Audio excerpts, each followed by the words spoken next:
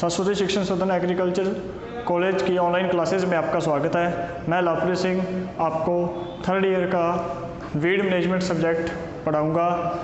सो अपने स्टार्ट करते हैं। अपने सब्जेक्ट का नाम है वीड मैनेजमेंट, जिसका कोड है एग्रोन 313, यानी कि इसे हिंदी में कहते हैं खरपतवार नियंत्रण। लेकिन सब्जेक्ट को स्टार्ट करने से पहले अपने समझेंगे कि वीड होते क्या हैं, वीड कहते किसे हैं। यानी कि वीड हिंदी में खरपतवार या निंदा, खरपतवार या निंदा, इसका निंदा नाम भी है। इसको ऐसे पूछा जा सकता है कि निंदा किसे कहते हैं, या पूछ सकते हैं वीड किसे कहते हैं, खरपतवार क्या होते हैं। तो खरपतवार क्या होते हैं, तो खरपतवार की डेफिनेशन सबसे पहले जेथरो टूल ने 1731 में दी थी। उन्होंने किताब लिखी थी हॉर्स सोइंग हस्बेंड्री, जिसके अंदर उन्होंने इसको परिभाषित किया था। सबसे पहले वीड की जो डेफिनेशन है वो जेथरो टूल ने दी थी। कब? 1731 में। वो भी किसमें? हॉर्स होइंग हस्बेंड्री, जो इन्होंने बुक लिखी थी, उसके अंदर 1731 में इन्होंने इसको डिफाइन किया था, यानी कि इसकी डेफिनेशन दी थी। वो डेफिनेशन क्या थी? डेफिनेशन थी weeds are the plants which grow where they are not wanted। क्या थी definition? Weeds are plants which grow where they are not wanted, यानी कि खरपतवार वे पौधे हैं जो जहाँ उगते हैं जहाँ पे अपनी उसकी आवश्यकता नहीं है, यहाँ इसको नहीं चाहते हैं। अर्थात वीड की डेफिनेशन है खरपतवार वे वांछित पौधे हैं जो बिना उगाए उग जाते हैं। आई बात समझ में? यानी कि खरपतवार वे पौधे हैं जो बिना उगाए उग जाते हैं, जो लाभ की अपेक्षा अपने क्या कहते हैं, हानि पहुंचाते हैं। ऐसे पौधे क्या कहलाएंगे? खरपतवार कहलाते हैं। अब बात आती है खरपतवार की। खरपतवार किसे किसे कहते हैं? यानी कि मान लीजिए अपनों गेहूं की बुआई की है। मान लीजिए अपनों ने किसकी बुआई की है? गेहूं की सोइंग की है। और उसके अंदर अगर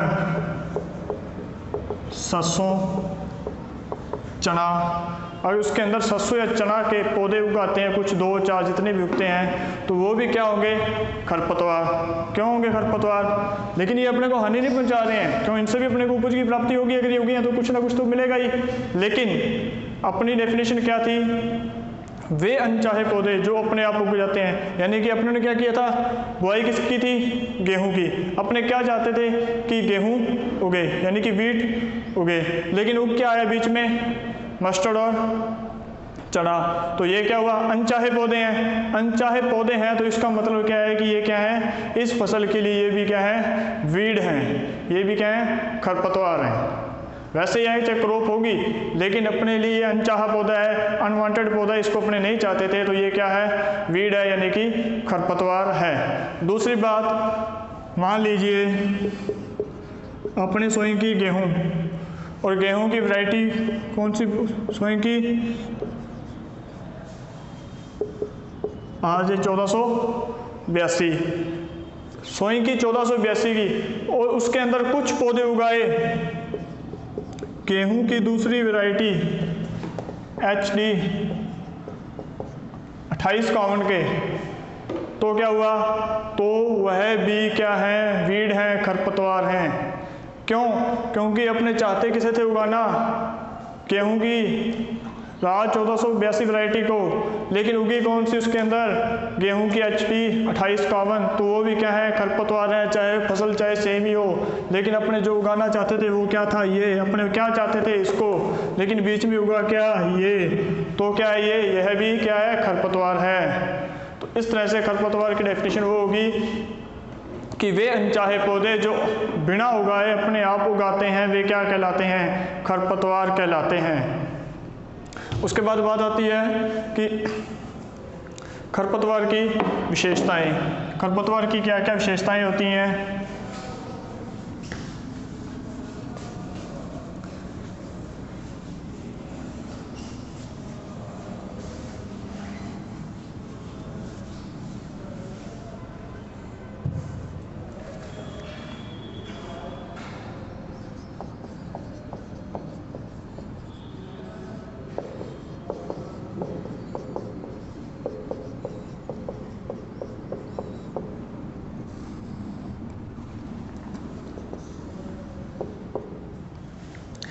खरपतवार की विशेषताएं।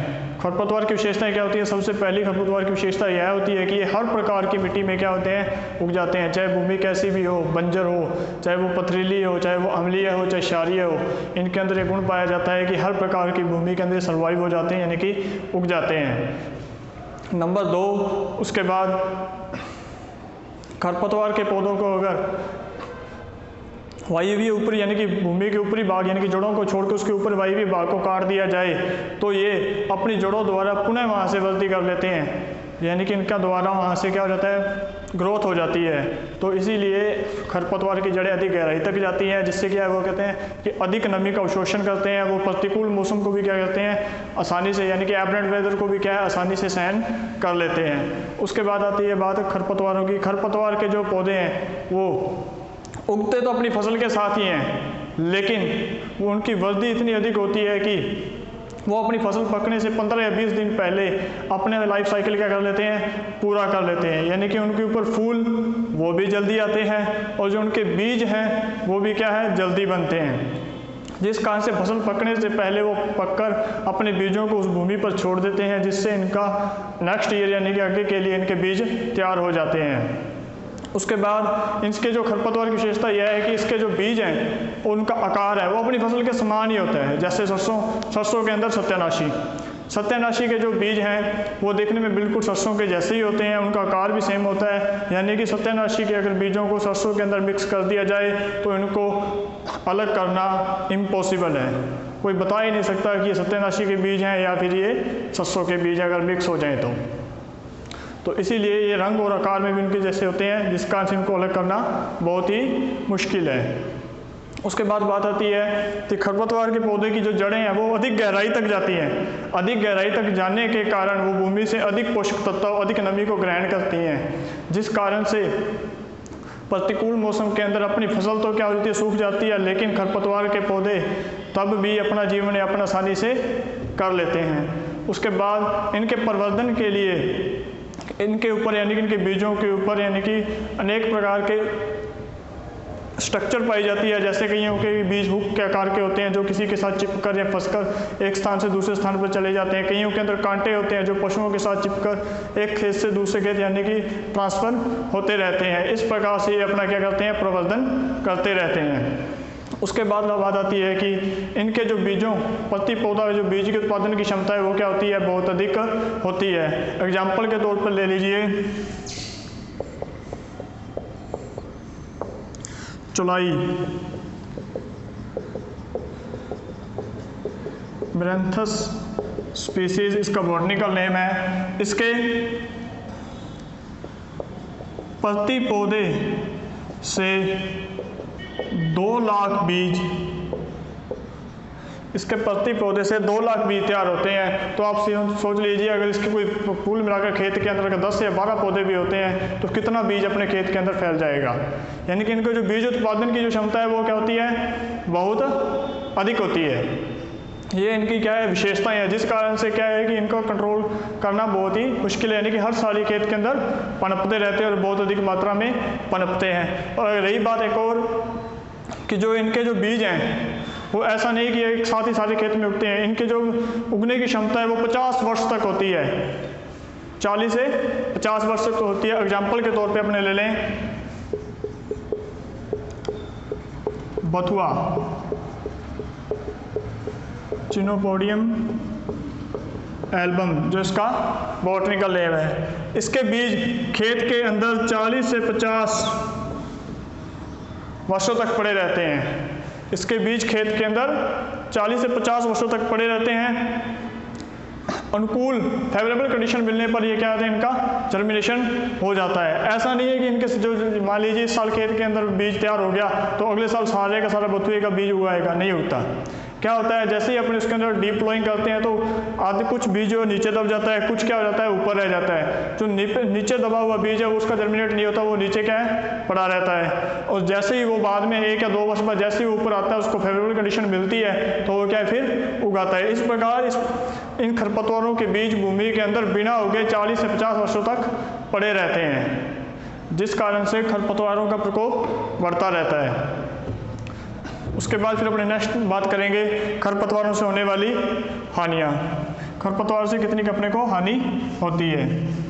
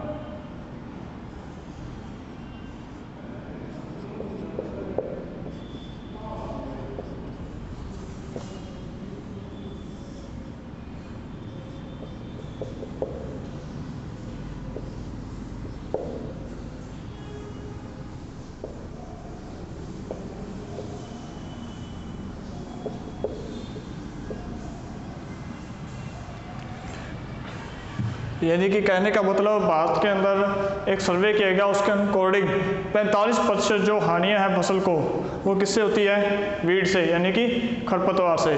उसके बाद 30% हानि जो किसके द्वारा होती है, कीटों के द्वारा। और 25% बीमारियाँ।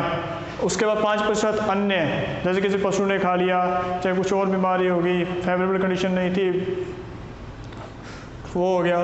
इसीलिए ये क्या है, ये पूरा का पूरा चार्ट है 100% का। इसके अंदर सबसे ज़्यादा कितना, यानी कि 45% वीड। और अगर वीड को कंट्रोल नहीं किया जाए तो लगभग 90% तक फसल को हानि किससे हो जाती है, खरपतवार से। इसीलिए इनको कंट्रोल करना क्या है, अति आवश्यक है। अगर खरपतवारों को कंट्रोल नहीं किया गया तो 90% अपनी फसल वो क्या हो जाती है, नष्ट हो जाती है। यानी कि अपने को कितनी उपज की प्राप्ति होगी, सिर्फ 10%, जिससे तो खर्चा भी नहीं निकलेगा।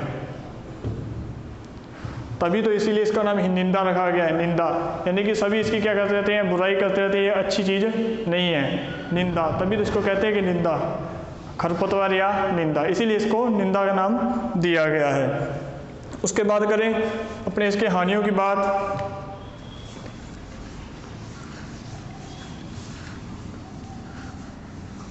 खरपतवार से होने वाली हानियाँ, नंबर 1 टॉपिक सबसे पहले, यानी कि उपज में कमी,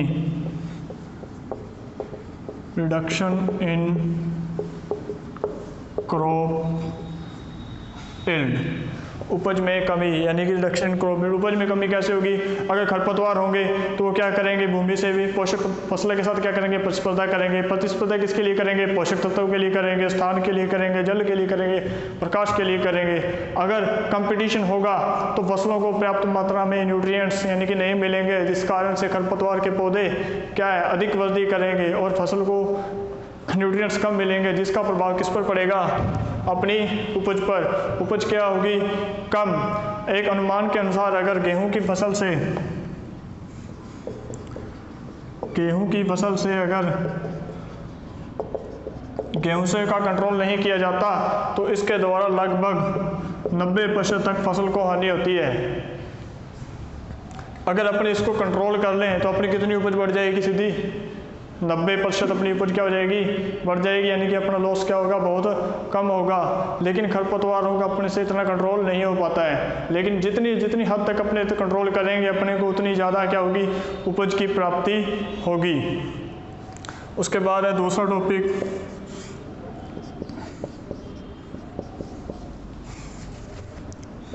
कृषि उत्पादों की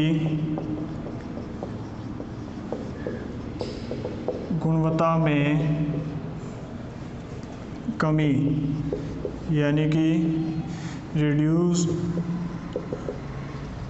क्वालिटी ऑफ फार्म प्रोड्यूस।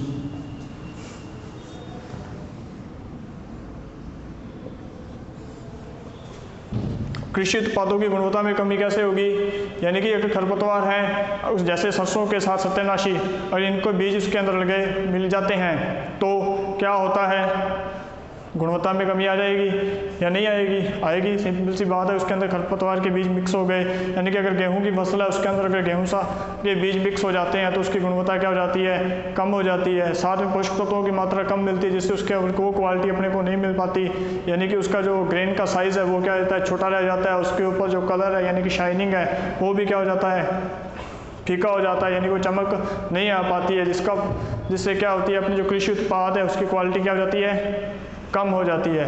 और जिसका प्रभाव आगे किस पर पड़ेगा, उसके मूल्य पर पड़ेगा, उसके प्राइस पर पड़ेगा।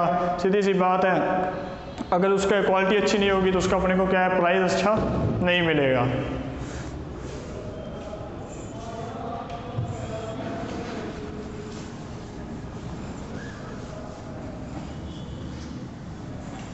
उसके बाद फिर नेक्स्ट आता है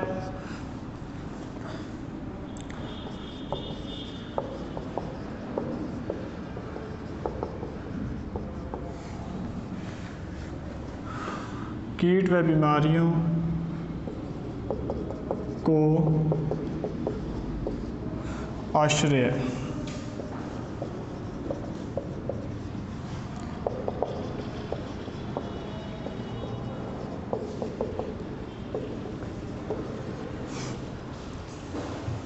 यानी कि कीट व बीमारियों को आश्रय, जो क्या ये फसल है, जो कीट है वो क्या करते हैं, खरपतवारों के ऊपर अपना आश्रय लेते हैं, यानी कि वो उसके ऊपर अपना कुछ समय के लिए जीवन यापन कर लेते हैं। जैसे ही अपने किसी फसल के ऊपर इंसेक्टिसाइड्स या हर्बिसाइड का उपयोग करते हैं, जैसे ही उसके इंसेक्टिसाइड हर्बिसाइड का असर खत्म होता है तो ये वापस फसल पर आ जाते हैं और उनको नुकसान पहुँचाना प्रारंभ कर देते हैं, और ये अपने अंडे वगैरह खरपतवार इनके ऊपर दे देते हैं, जिससे इनकी पीढ़ी धीरे धीरे आगे बढ़ती रहती है। उसके बाद नेक्स्ट है नंबर 4,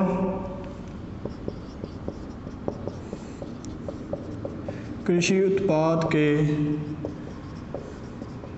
मूल्य में कमी, reduction in price of farm produce. आगे बात वही, अगर क्वालिटी अच्छी नहीं होगी तो अपने को क्या उसका रेट भी अच्छा नहीं मिलेगा, जो मैंने आपको दूसरे नंबर टॉपिक में बता दिया था कि क्वालिटी अगर अच्छी नहीं है तो अपने को रेट नहीं मिलेगा। जिस तरह की अपनी क्वालिटी होगी अपने को उस तरह का रेट मिलेगा। अगर अपनी क्वालिटी अच्छी है तो अपना रेट अच्छा मिलेगा। अगर उसके अंदर खरपतवार थे जिस कारण से उसका जगह ग्रेन का साइज़ नहीं बना, उसके ऊपर पूरा कलर नहीं आया, उसके ऊपर शाइनिंग नहीं आई, उस कारण से क्या हुआ, अपने को प्राइस उसका नहीं मिल रहा है।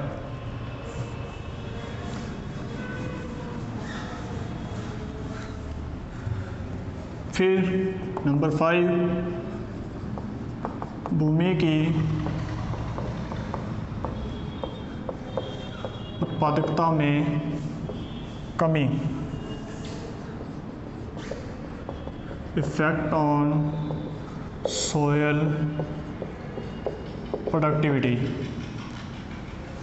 यानी कि अगर उस भूमि के ऊपर लगातार खरपतवार उगते रहेंगे तो वो लगातार क्या करते रहेगा, उससे पोषक तत्वों का अवशोषण यानी कि अब्जॉर्व करता रहेगा, जिस कारण से लगातार पोषक तत्वों को अब्जॉर्व करते रहने के कारण भूमि के अंदर पोषक तत्वों की क्या होगी, कमी हो जाएगी, और जिस कारण से उसका इफेक्ट किसके ऊपर पड़ेगा, सॉइल की प्रोडक्टिविटी के पड़ेगा, यानी कि उत्पादकता पड़ेगा। अगर उसके अंदर न्यूट्रिएंट्स ही नहीं होंगे तो अपनी क्या यील्ड क्या होगी, कम होगी, और धीरे धीरे वो भूमि क्या हो जाएगी, बंजर हो जाएगी। इसीलिए खरपतवारों का कंट्रोल भी क्या है, आवश्यक है। इस खरपतवार इस प्रकार से पोषक तत्वों को भूमि से ग्रहण करके बहुत अधिक हानि पहुंचाते हैं।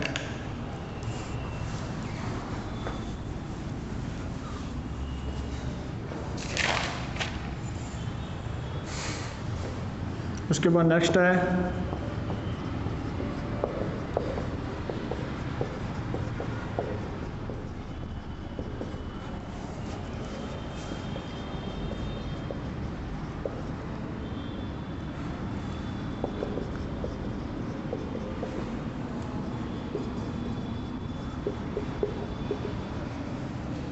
फसल लागत में वृद्धि, यानी कि increase in cost of production. फसल लागत में वृद्धि किस तरह से होगी? वृद्धि इस तरह से होगी, अगर खेत के अंदर खरपतवार हो गए हैं तो उनको कंट्रोल करने के लिए अपने को क्या करने पड़ेंगे, श्रमिक लाने पड़ेंगे या किसी हर्बिसाइड का उपयोग करना पड़ेगा, और जिसके ऊपर क्या होगा, अपना पैसा को तो खर्च होगा ही, और जिससे क्या होगा, फसल लागत की क्या होगी, वृद्धि होगी, इंक्रीज हो गया, अपना खर्चा हो गया अपनी जेब से। अगर खरपतवारों को कंट्रोल करके रखेंगे तो ये खर्चा नहीं होगा, और ये हमेशा खर्चा होता ही होता है, क्योंकि खरपतवारों के बिना रहते नहीं हैं, और इसी कारण से अपने फसल लागत में अंदर वृद्धि हो ही जाती है। अब बात आती है खरपतवारों की।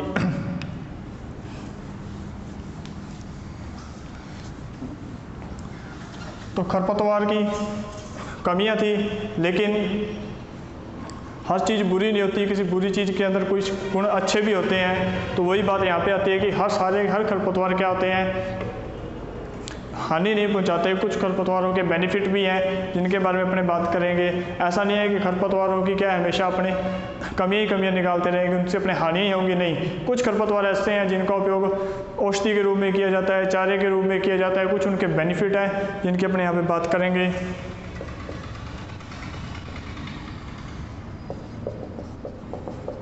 बेनिफिट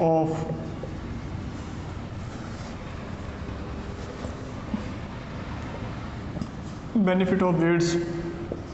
नंबर 1, फर्स्ट, सबसे पहले जो बथुआ और जो दूब घास है, इसका उपयोग किसके लिए किया जाता है, चारे के लिए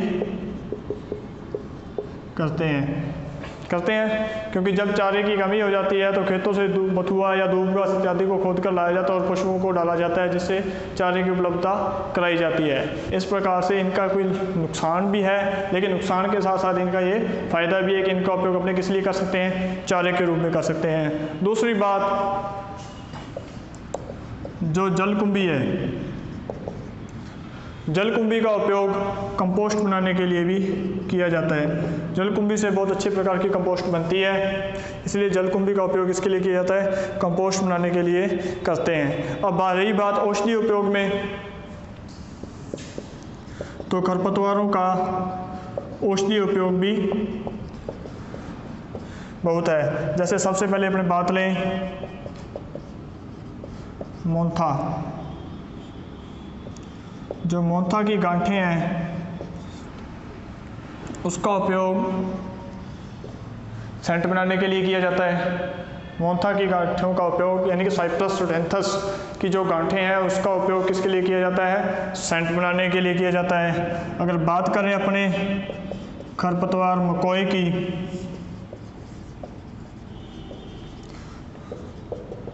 जिसका बॉटनिकल नेम सोलेनम निग्रम है, इसका उपयोग इसके लिए किया जाता है पीलिया। इसका उपयोग पीलिया रोग को ठीक करने के लिए किया जाता है। पीलिया नाम की जो बीमारी है जो होती है उसको ठीक करने के लिए किया जाता है। और बात करें उसके बाद अपने गोखरू की, जो गोखरू है, गोखरू के बीज का उपयोग